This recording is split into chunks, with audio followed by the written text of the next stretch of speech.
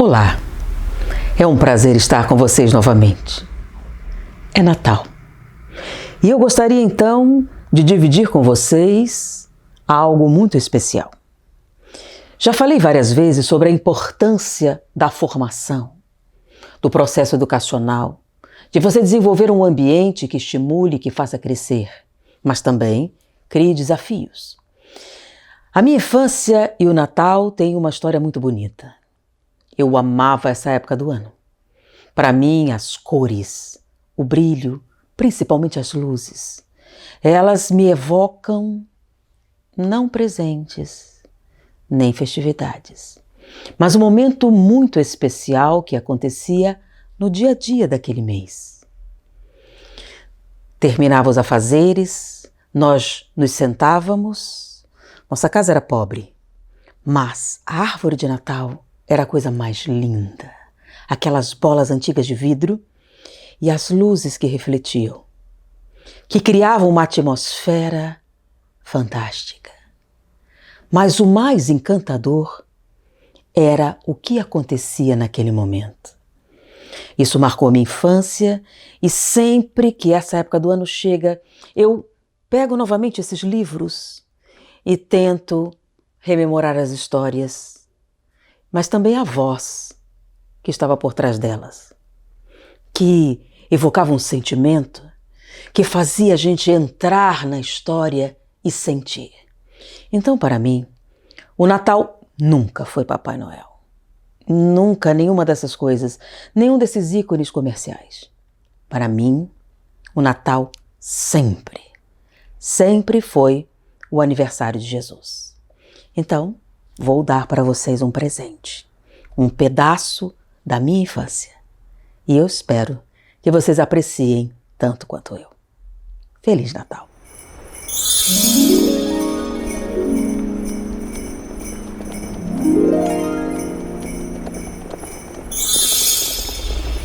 Eu sempre gostei da época do Natal, desde criança.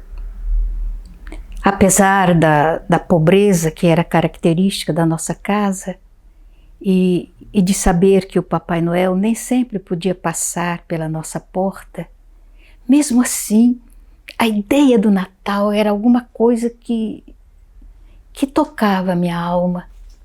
E eu ficava, muita vez, naquelas noites lindas e estreladas do Mato Grosso, eu ficava olhando o céu para ver se eu via alguma estrela diferenciada anunciando o nascimento de Jesus. Jesus. O Natal gira em torno de Jesus, mas nem sempre nós sabemos sintetizar dentro da alma o significado real do Natal, do nascimento de Jesus. Falamos a respeito dele, mas conhecê-lo é outra história e é uma complicação também. Apesar dele ter nos convidado para amá-lo e guardá-lo no coração, ainda não somos capazes de fazer isso. Aliás, porque em realidade ainda não sabemos o que é amar, o que é gostar, o que é realmente envolver alguém nessa vibração boa, doce, terna, que faz com que as pessoas sonhem com algo superior, que vai acima da imaginação corriqueira das criaturas. E então eu pensava em Maria, a mãe de Jesus. A forma como Lucas narra a Anunciação, eu não sei se ocorreu exatamente daquela forma. Tantos anos se passaram, 2 milênios, e a história foi narrada tantas vezes e quantas inserções foram acrescentadas. Então é complicado, mas mesmo assim, para pensar numa alma que está anos-luz distantes de nós, é para pensar também que o cálice queria receber esse vinho capitoso vindo de Deus, tinha que ser um cálice especial. E esse cálice era Maria. Maria de Nazaré, a doce mãe de Jesus. Na narrativa de Lucas, contando que ela estava se preparando para dormir num quartinho estreito, e isso me tocava o coração, porque eu pensava numa Maria pobre, como nós éramos pobres também, num quartinho estreito, cheio de crianças. E eu pensava um quarto estreito onde ela se encontrava. E de repente, uma figura angélica, uma figura luminosa, linda, lhe surge e faz aquela saudação tão especial. Salve, ó cheia de graças. É algo divino, algo extraordinário, mas foge um tanto à nossa capacidade de descrever, de narrar. Então nós saímos desse mundo mágico, maravilhoso, da espiritualidade superior, para recordar a mãe. A mãe que guardou no seu corpo aquela alma especial que era Jesus. O momento da sua chegada, como ele veio ao mundo numa pobreza que só faz exaltar da alma da gente a certeza de que não é a riqueza que faz do homem um espírito superior. Não é o possuir valores que um dia ele vai deixar na terra. Na realidade, são os valores da alma, porque naquela pobreza da manjedoura, José era o homem mais rico do mundo. Naquela simplicidade daquela lapa onde estavam apenas animais, Maria era a mulher mais poderosa do universo. E naquela lapa, guardada apenas por palhas humildes, aquela criança semidesnuda que ali se encontrava era a criatura mais rica, mais notável de todo o universo, porque trazia em si não apenas a maravilha da divindade que estava nele, mas uma sabedoria que transcendia todas as grandes mentes que já passou pela terra. Os maiores filósofos do mundo talvez se sentissem constrangidos diante daquela criança que ali estava, daquele menino que aos 12 anos discutia com os doutores da lei.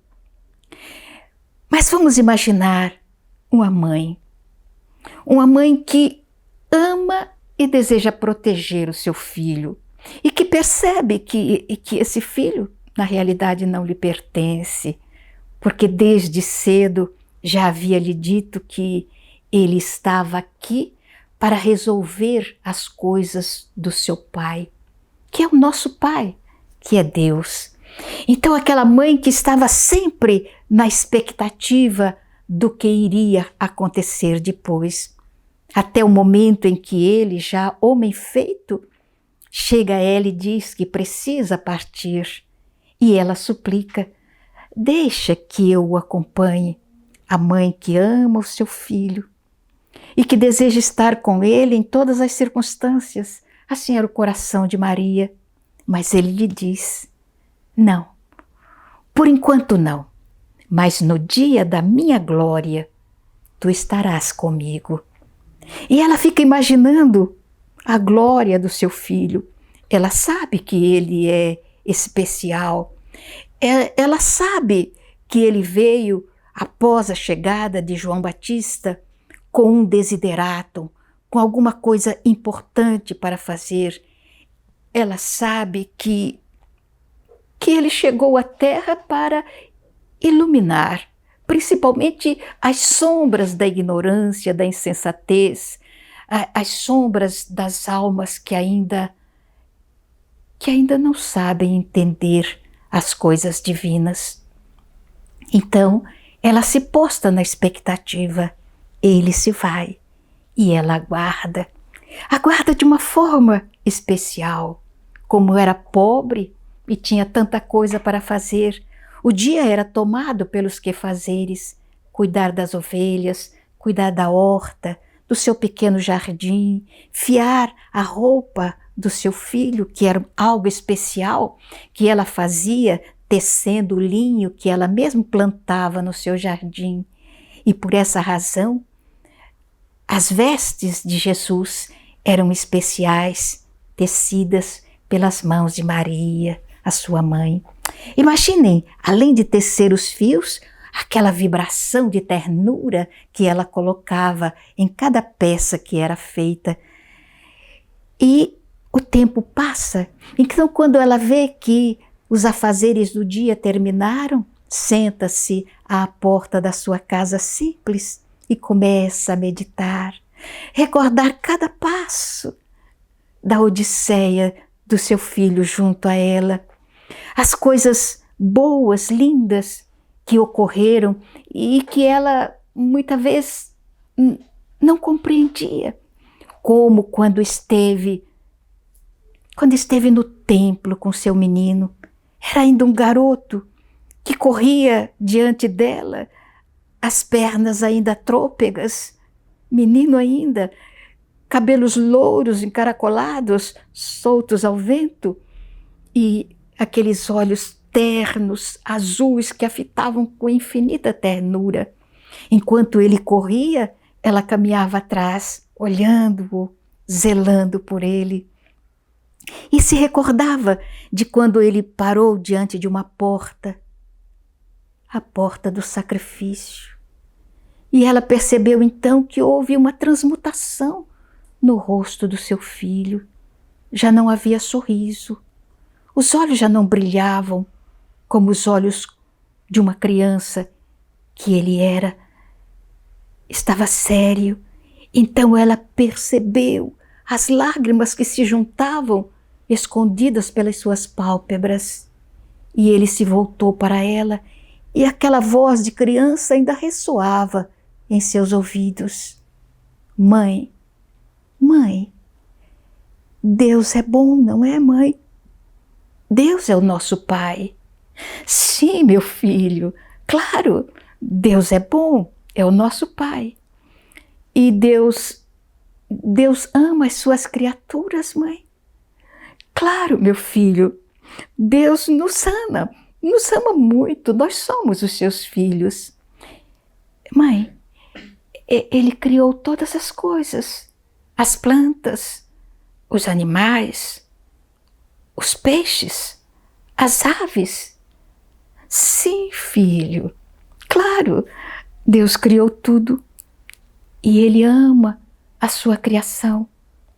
Claro, filho, claro, Deus ama as formiguinhas, Deus ama aquele feijãozinho que está guardado dentro da vagem, Deus ama aquele peixinho que está nadando na beira do regato, Deus ama as borboletas coloridas, Deus ama.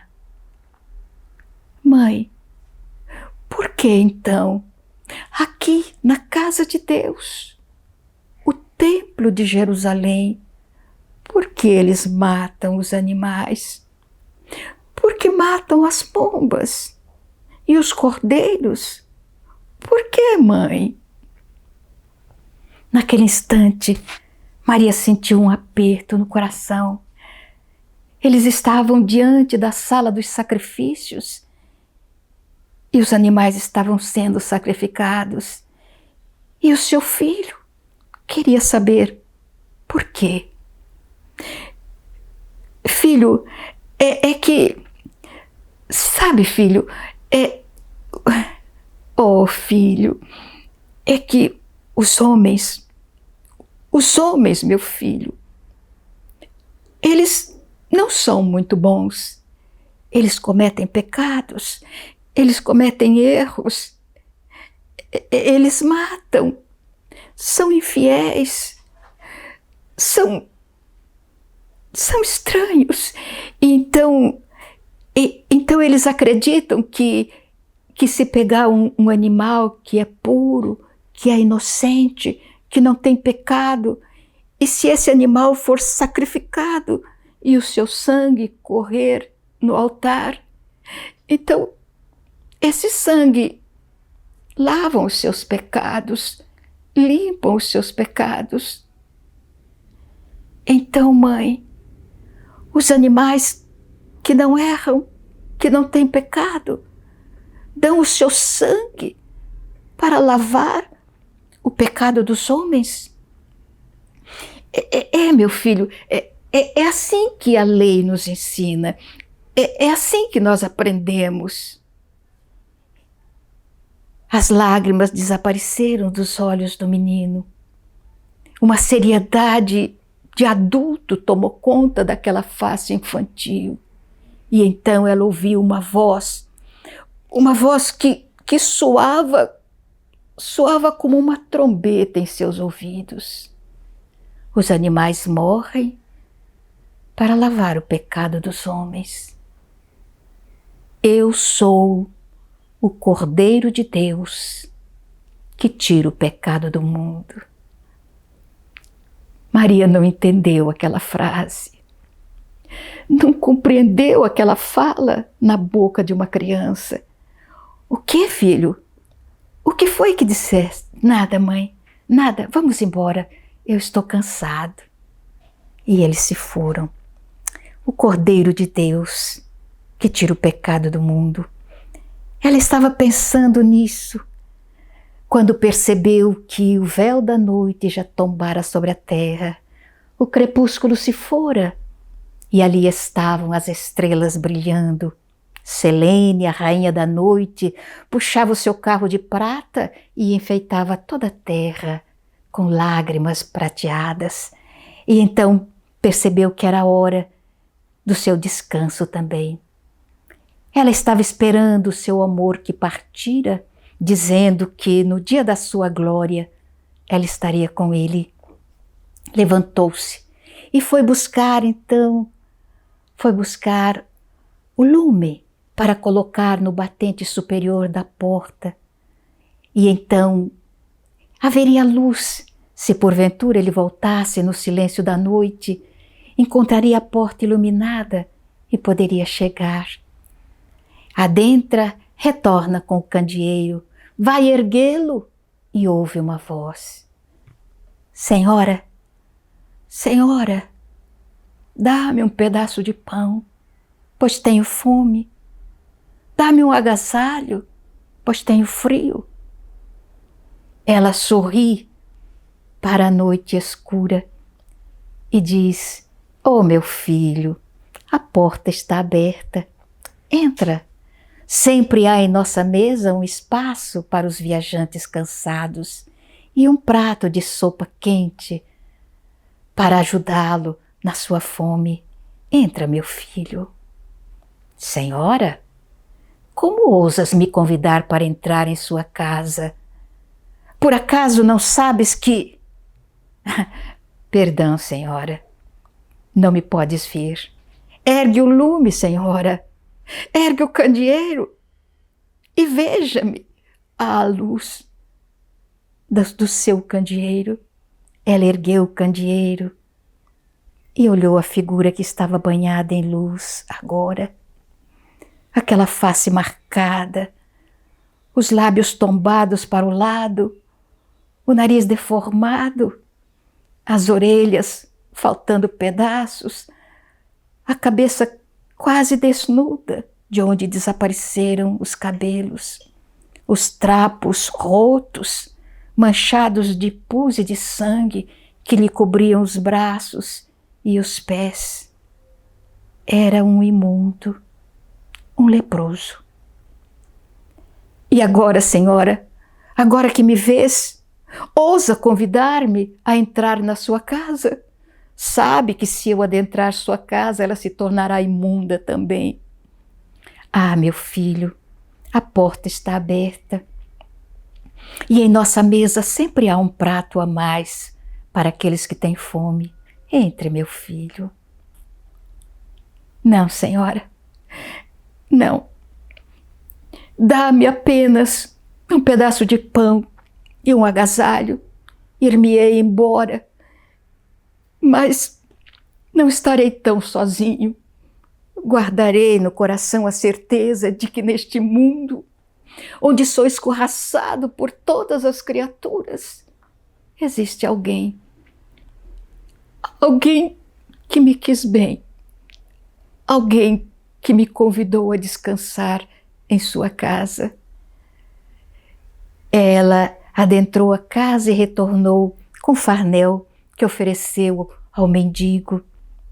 E quando ele voltava-lhe as costas para partir, ela se lembrou: Espera, meu filho.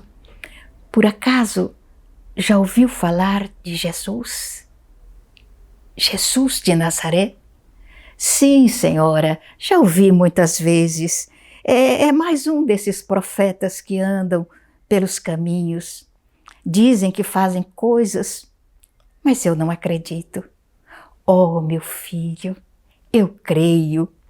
Procure Jesus.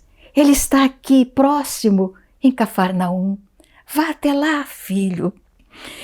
Vá, busque Jesus e diga-lhe diga a ele que... Não diga nada.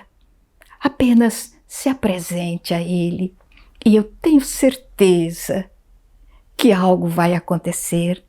Vá, meu filho. Oh, senhora, eu jamais faria isso se outra pessoa me pedisse, mas se a senhora pede, eu farei. Buscarei Jesus. Não creio, senhora, mas buscarei.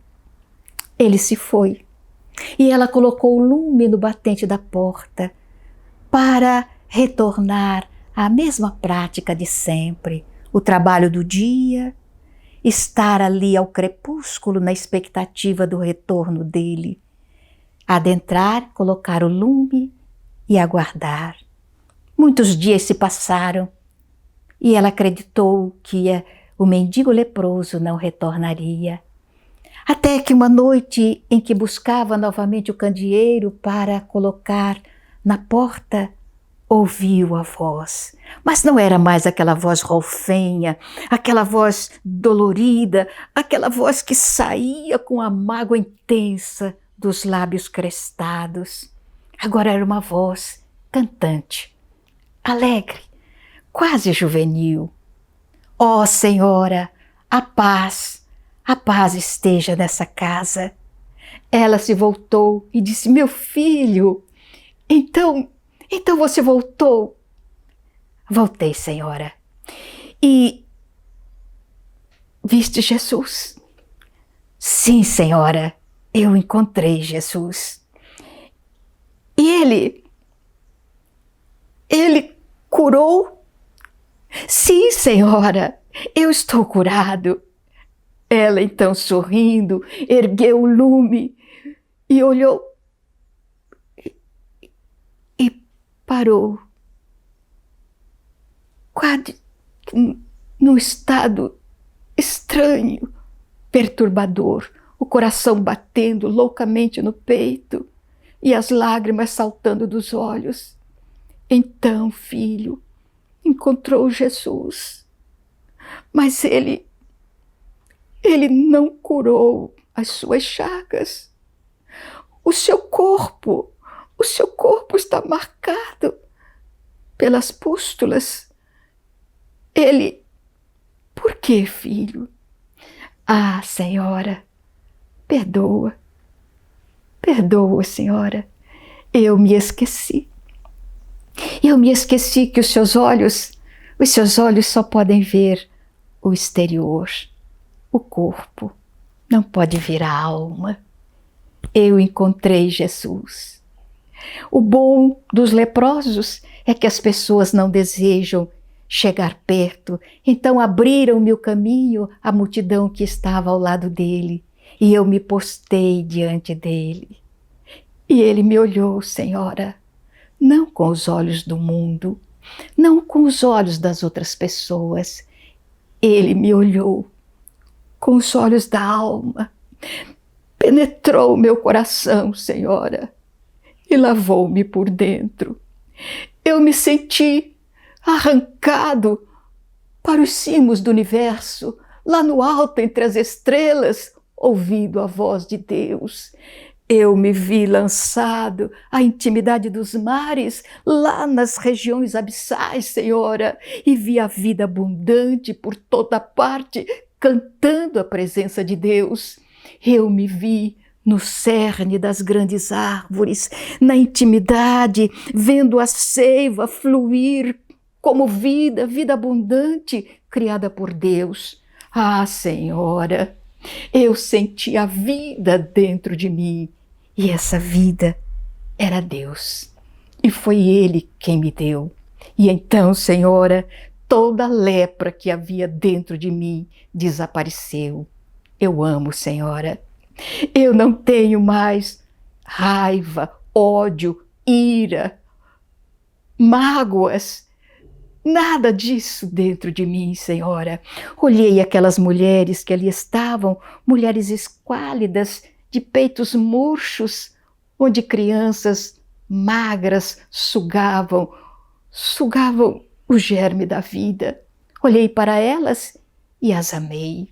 Olhei aqueles homens cansados, de pele crestada pelo vento, pelo sol, de mãos calejadas, e eu os amei. Aquelas crianças semidesnudas, correndo, famintas, em torno dele. Eu as amei. Ah, Senhora, eu estou livre daquela lepra que me consumia por dentro. O ódio, Senhora, ódio das pessoas e da vida. Então, eu estou curado.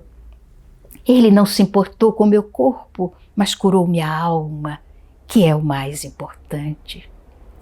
Ah, meu filho, Ele curou. E é assim que Ele deverá curar a humanidade toda. O que está no corpo pertence ao mundo, mas o que está na alma, isso pertence a cada ser humano, a cada criatura.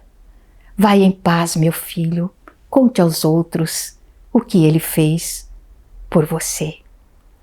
E Maria retornou ao interior da sua casa, esperando o dia em que João, o discípulo amado, chegou para chamá-la. Senhora, ele foi preso, Senhora, condenado, será crucificado no cimo do Monte das Caveiras, o Gólgota. E ela caminhando ao lado dele, vergada ao peso da cruz, ela se perguntava: este é o dia da sua glória. Como ele disse: Mãe, no dia da minha glória, tu estarás comigo.